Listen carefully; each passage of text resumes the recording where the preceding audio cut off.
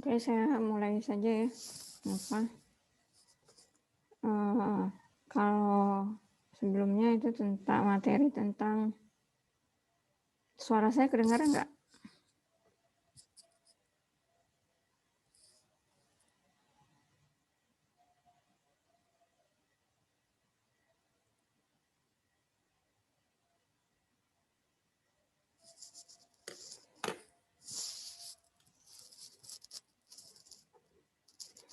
Oke, Assalamualaikum warahmatullahi wabarakatuh.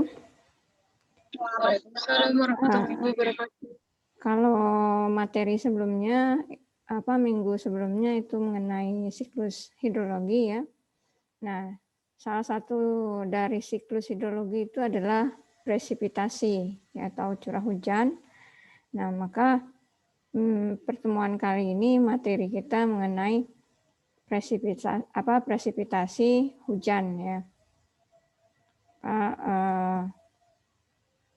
Nanti sampai ke perhitungan intensitas hujannya. Kalau misalnya ini materi mengenai presipitasi ini cukup banyak, ya mungkin 2 minggu, ya.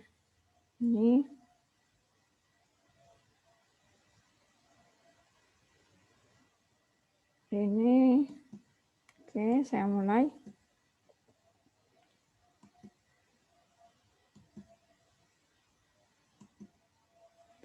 Nah, presipitasi ini kalau dari ini kemarin siklus hidrologi itu kan salah satu dari proses siklus hidrologi. Jadi siklus hidrologi dari uap air yang ada di atmosfer kemudian terkondensasi mencair ya menjadi hujan yang jatuh ke permukaan bumi, itulah yang namanya presipitasi. Nah, presipitasi ini semua hal mengenai hujan ya. curah hujannya itu sendiri, kemudian hujan rencana, bagaimana pengukurannya, kemudian metode perhitungannya atau metode analisanya. Ini di materi presipitasi. Nah, presipitasi itu umumnya menyatakan uap air yang mengkondensasi dan jatuh dari atmosfer ke bumi dalam segala bentuk dari pada rangkaian siklus hidrologi. Jadi presipitasi salah satu rangkaian siklus hidrologi. Nah, kemudian air yang terjatuh berbentuk cair disebut hujan. Kalau dia berupa padat disebut salju. Jadi presipitasi di sini ada dua, yaitu dalam bentuk cair itu hujan, dan bentuk padat itu salju. Jadi salju itu salah satu bentuk presipitasi.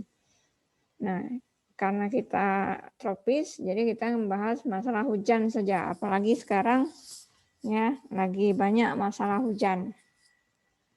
Kemudian analisis dan desain hidrologi itu tidak hanya memerlukan volume dan ketinggian hujan, ya, tapi juga distribusi ya, terhadap tempat dan waktu. Nah, distribusi disebut hitograf. Ini nanti ada materi tersendiri mengenai grafik hitograf. Nah, hitograf itu grafik intensitas hujan atau ketinggian hujan terhadap waktu. Ini mengenai presipitasi ya, curah hujan. Sekarang lagi musim hujan, curah hujannya lagi tinggi.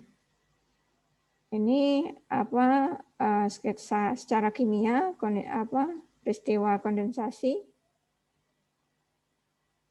Ini proses terjadinya hujan. Kalau dari ini ya, dari yang kedua ini cyclone storm. Jadi badai siklon ya, biasanya badai ini jarang sih kalau di daerah dataran rendah yang jauh dari pantai ya. Tapi kalau misalnya dia di pesisir itu sering mengalami badai. Badai ini biasanya dia disertai dengan kayak misalnya angin puting beliung dan sebagainya. Nah, kalau di sini ya cyclone storm ya, badai. Jadi ini terjadi akibat penguapan ya.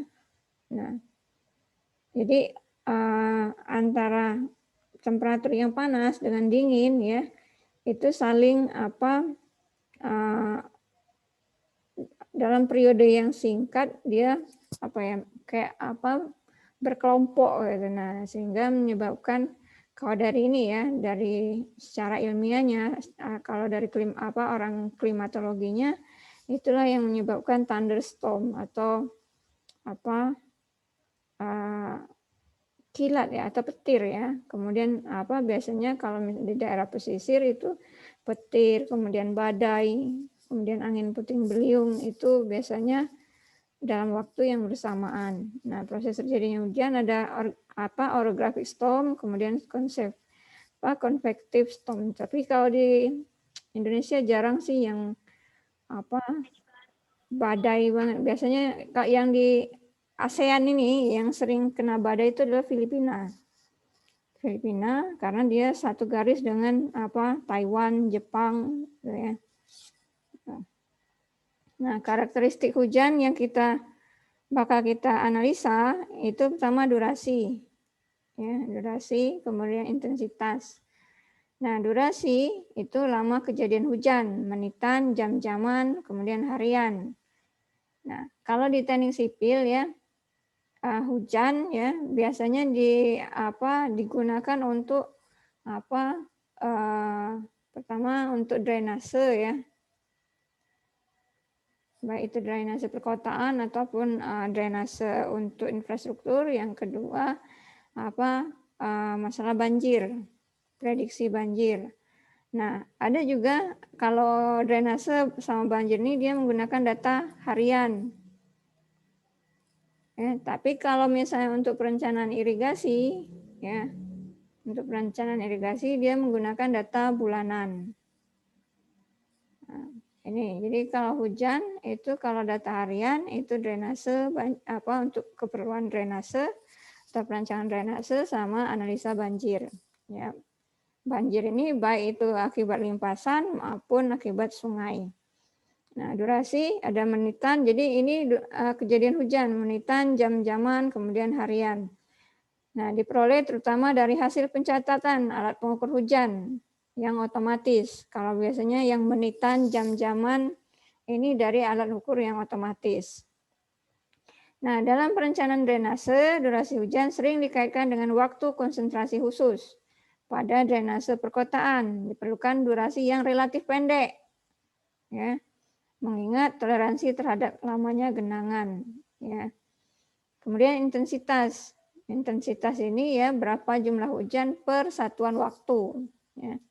Jadi jumlah hujan atau volume hujan tiap satuan waktu. Biasanya satuan waktu ini dalam jam.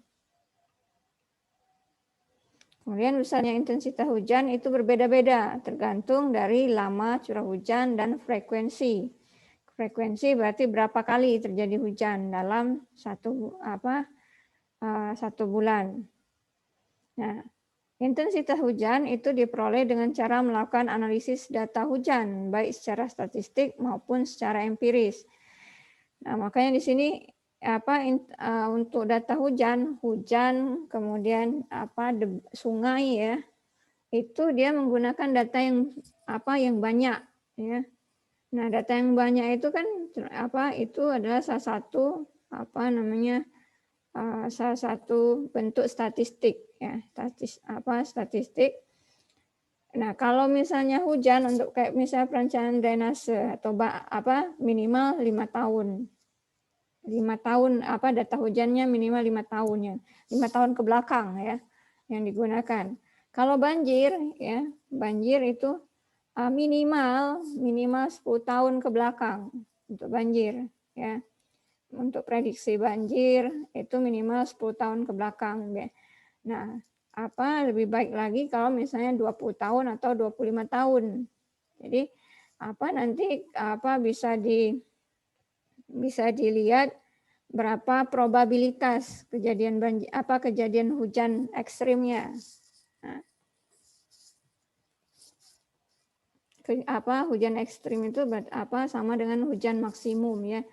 Jadi ini bedanya kalau drainase atau banjir ini perencanaannya berdasarkan data harian menggunakan data harian data ekstrim. Curah hujan ekstrim atau maksimum. Nah,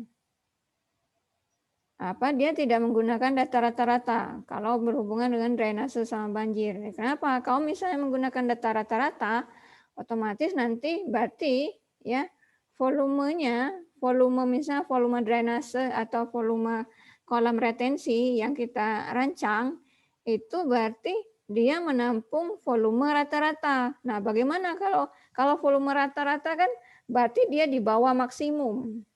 Ya. Volume rata-rata itu di bawah maksimum, di atas minimum.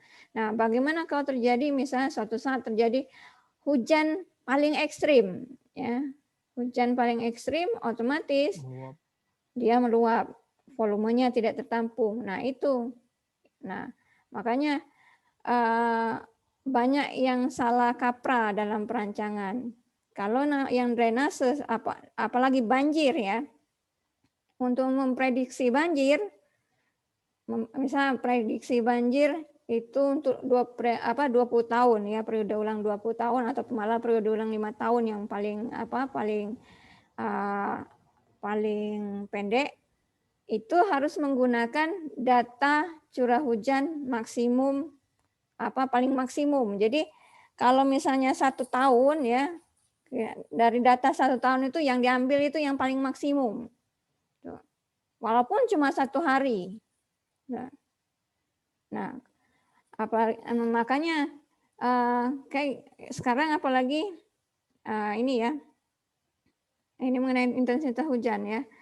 Ini kan dari tahun 2000-an ya. Tahun 2000-an itu isu perubahan iklim itu kan lagi naik daun ya.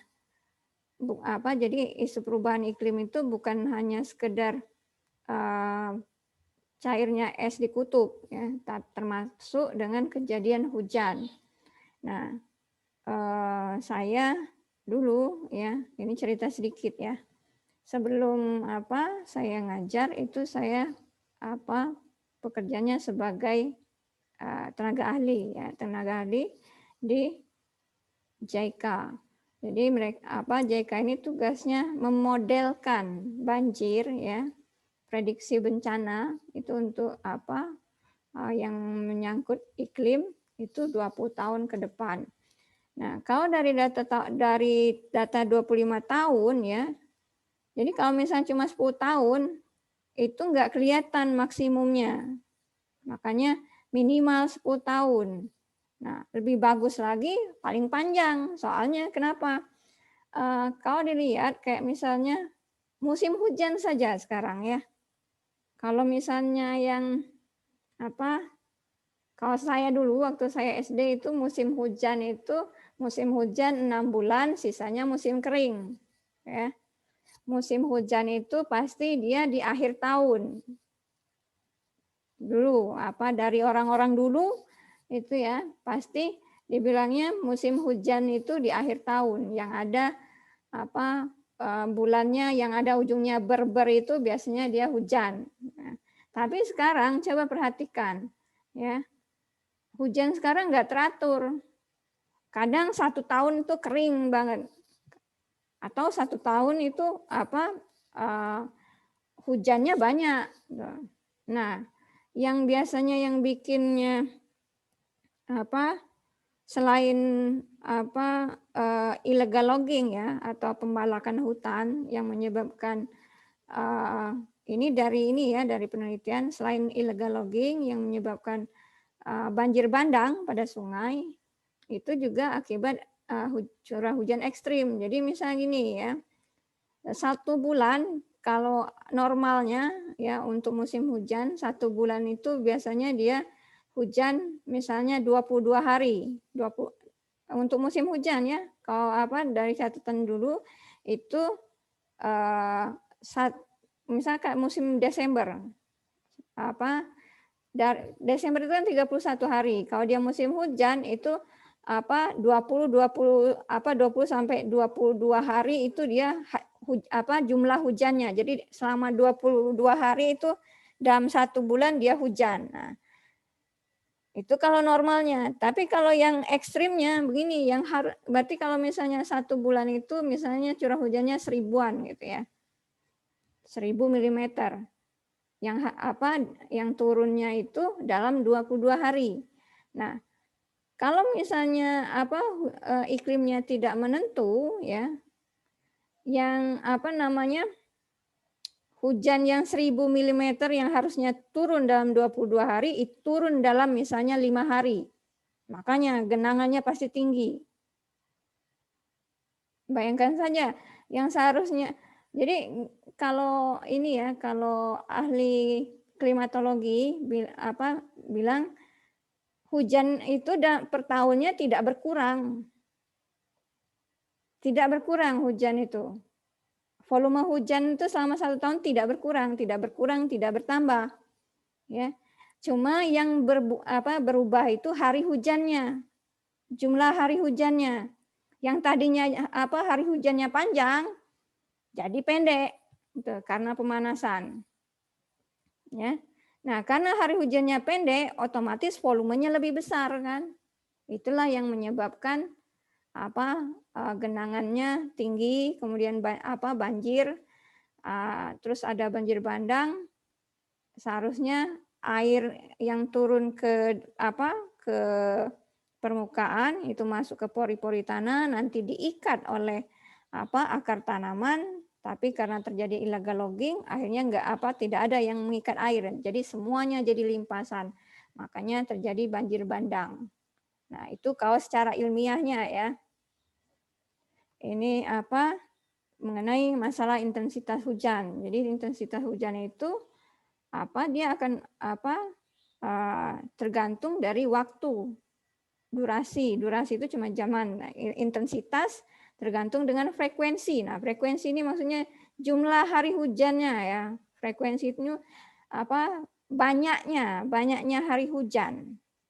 Bukan jadi kalau volume hujan tetap sama, Yang berubah itu jumlah hari hujannya.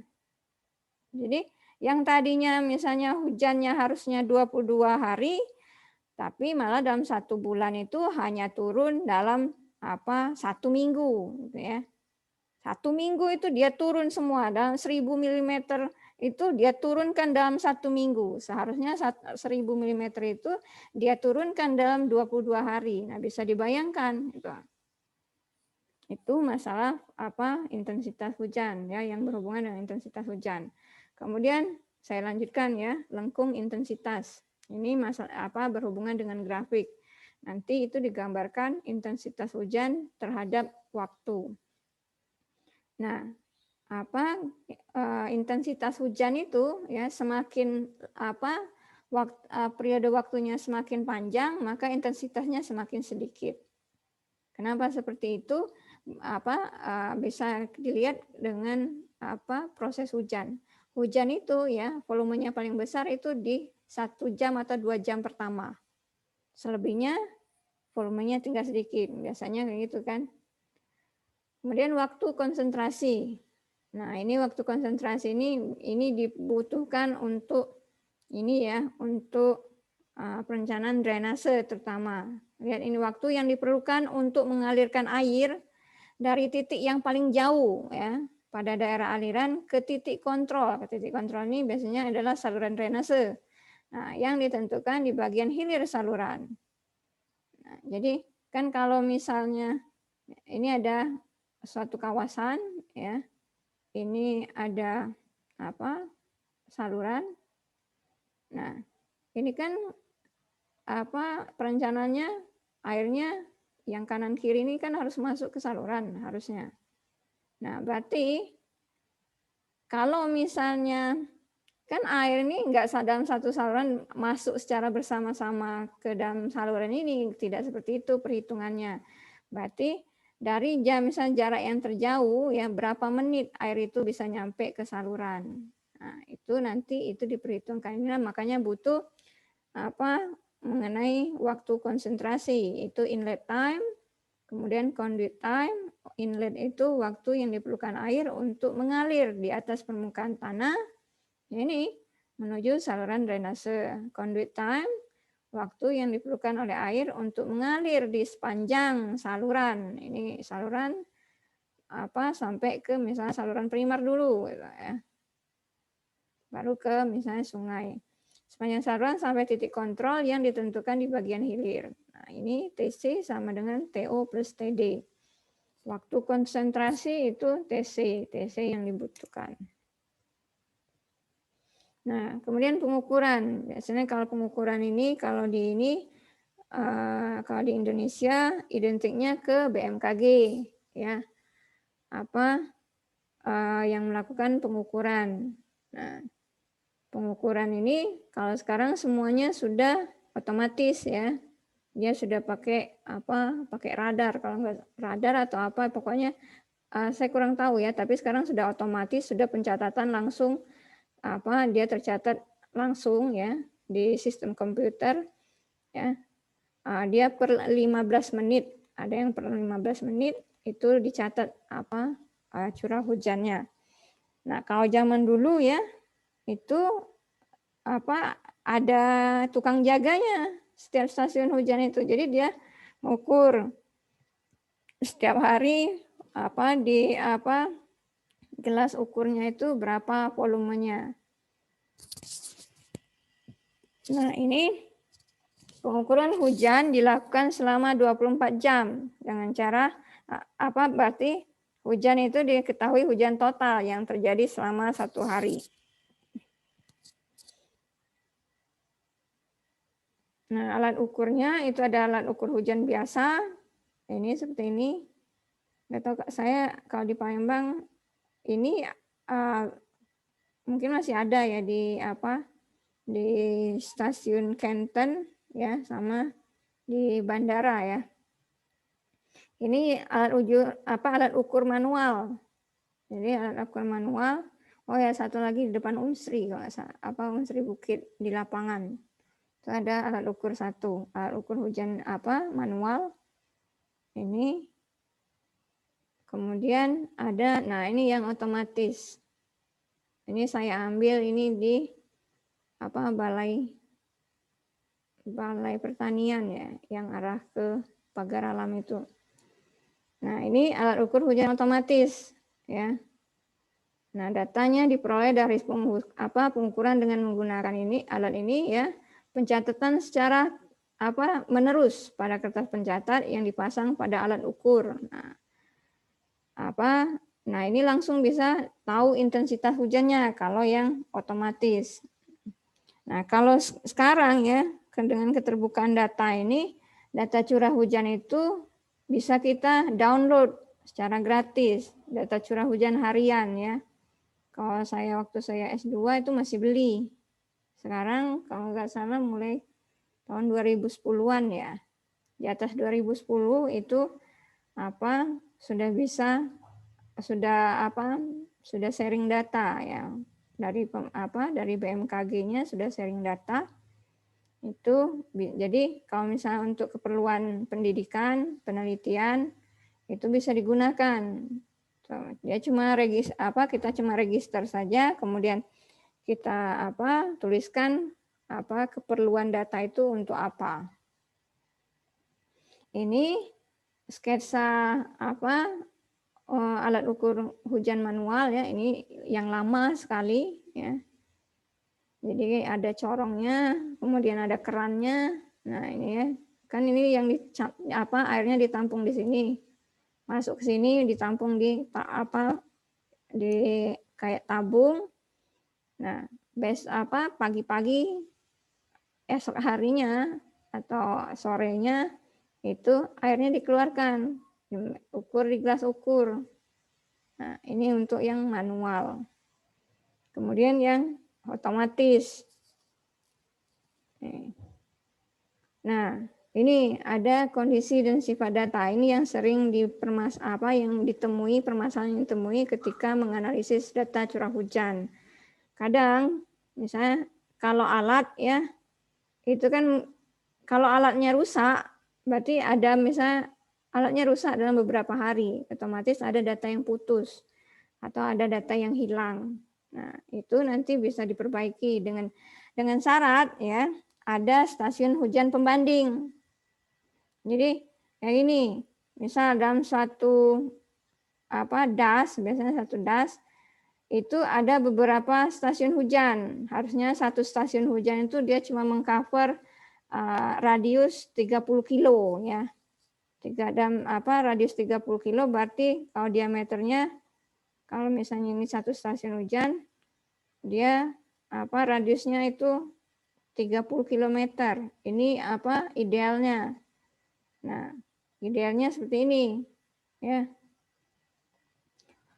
Berarti dia 30 berarti diameter 60. Nah, yang data yang hilang misal ya, ini ada stasiun A, B, C, D, E, F. Kalau misalnya F-nya ini stasiun F ini ada beberapa hari yang datanya hilang, itu bisa diperbaiki ya dengan pendekatan dari data-data stasiun hujan yang di sekitarnya, yang sekitar F ini misal A dengan E ya. Jadi berdasarkan data curah hujan A dengan E ini kita bisa memperbaiki yang F, data curah hujan yang hilang di F. Makanya di sini data hujan yang baik itu diperlukan dalam melakukan analisis hidrologi, sedangkan untuk mendapatkan data yang berkualitas biasanya tidak mudah. Nah, data hujan hasil pencatatan yang tersedia biasanya dalam kondisi yang tidak menerus ya. Tidak menerus karena ada beberapa yang hilang atau karena alatnya rusak, atau misalnya kalau zaman dulu ya, kalau tukang ngukurnya sakit dia nggak ngukur, hilang sudah. Nah, kalau yang sekarang yang alat dengan pencatatan otomatis, kalau alatnya rusak misalnya baterainya, dia kan sistemnya baterai, kalau baterainya kosong berarti dia tidak bisa merekam gitu. Nah, Apabila terputus, oh iya, sebelum saya lanjutin ya, ini kan pakai Zoom cuma 40 menit ya. Makanya di Vclass itu saya ada 3 link kan, 3 link, sesi 1, sesi 2, sesi 3. Itu setiap sesi itu cuma 40 menit dari Zoom-nya. Jadi kalau misalnya ini ya, link yang pertama ini habis ya, nanti langsung masuk ke link kedua ya. Ini saya ini lagi. Nah, apabila terputus datanya hanya beberapa saat kemungkinan tidak menimbulkan masalah kalau cuma sedikit, cuma beberapa hari. Tapi untuk kurun waktu yang lama, kalau sampai bulanan tentu akan menimbulkan masalah di dalam melakukan analisis. Nah, kualitas data yang tersedia akan ditentukan oleh alat ukur dan manajemen pengelolanya. Jadi ya kalau misalnya alat ukurnya rusak ya berarti kalau dia tidak diperbaiki ya dia akan terputus dalam periode yang panjang. Nah, ini contoh peta curah hujan ya. Peta extreme rainfall map. Jadi peta curah hujan ekstrim di daerah Malang ini. Jadi yang warna coklat itu yang semakin yang paling tinggi, kalau yang biru itu paling rendah. Nah, Palembang sebenarnya juga bisa dipetakan seperti ini dengan syarat ya tadi kalau stasiun hujannya banyak. Kalau di Malang ini saja mereka punya 49 stasiun hujan.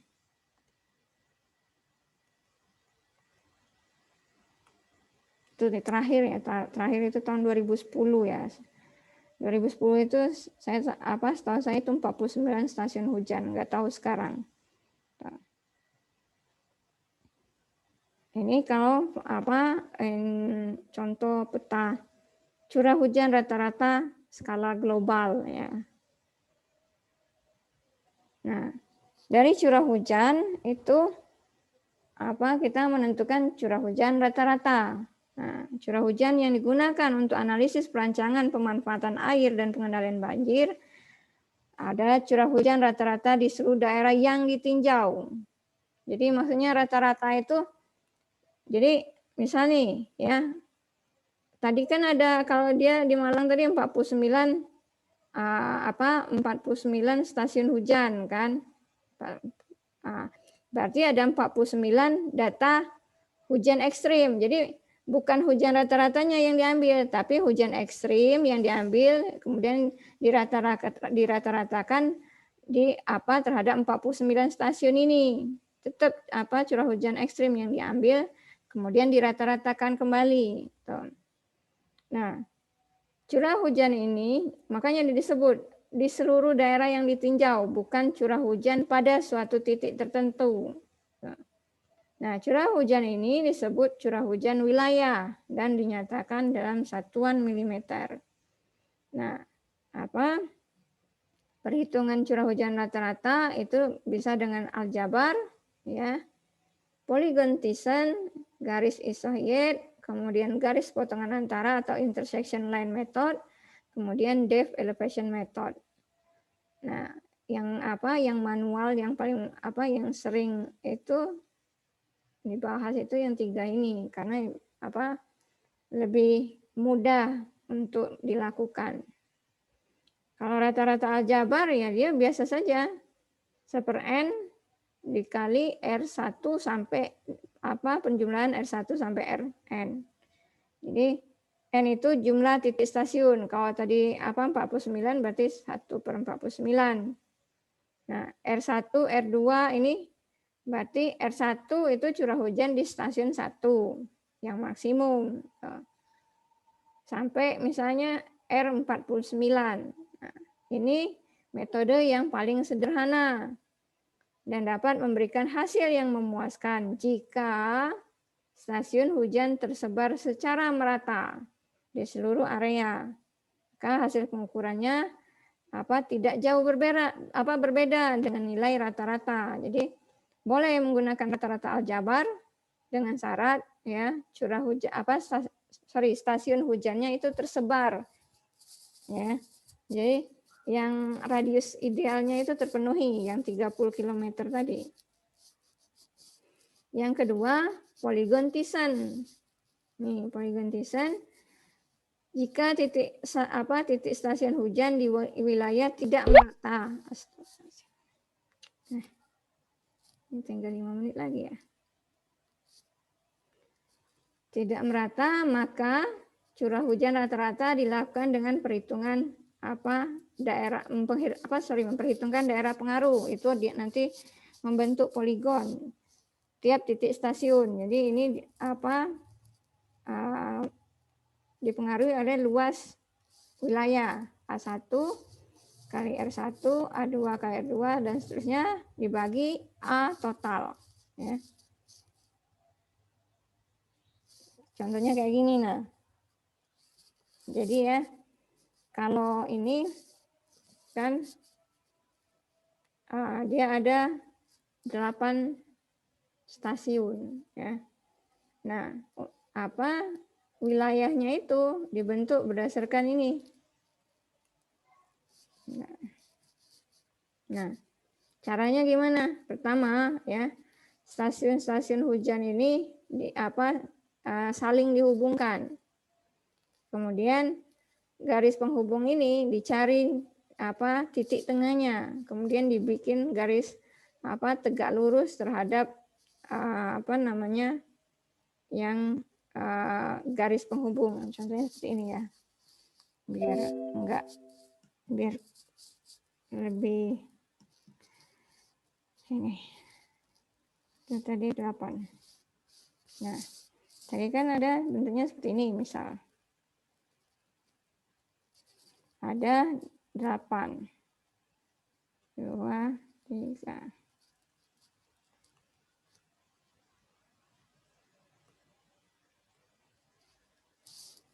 Nah.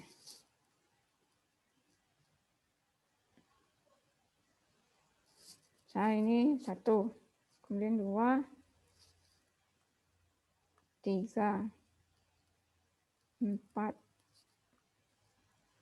5. Ini nomor stasiun hujannya ya. Misal 7, 8. Ini untuk poligon Thyssen. Nah, ini langkah awal. Ini kita hubungkan. Semuanya dihubungkan yang terdekat ya. Misalnya ini yang terdekat dengan 1 ini langsung ini apa? Ini pakai mistar lah. Kalau saya kan nggak pakai mistar. Dan ini. Nah, 4 ke sini. 2 ke sini. Kemudian 5 ke sini jadi kayak kayak jaring laba-laba dia.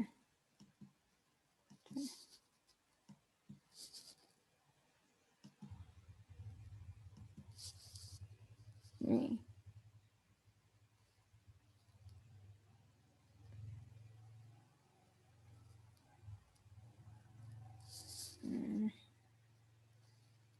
Bentar ya.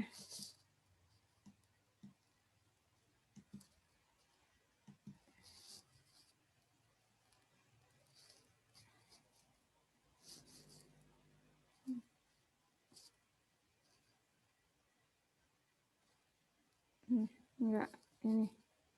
Nah, pokoknya dihubungkan ya. Kemudian yang langkah kedua ini yang garis-garis penghubung ini tadi ditentukan titik tengahnya di mana. Misalnya saya tentukan titik tengahnya.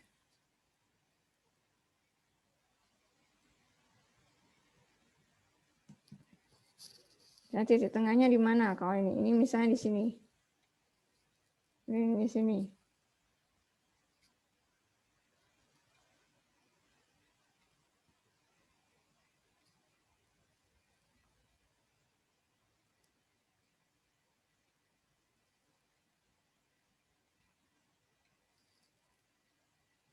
Nah, setelah itu baru dibuat garis ya, garis yang tegak lurus terhadap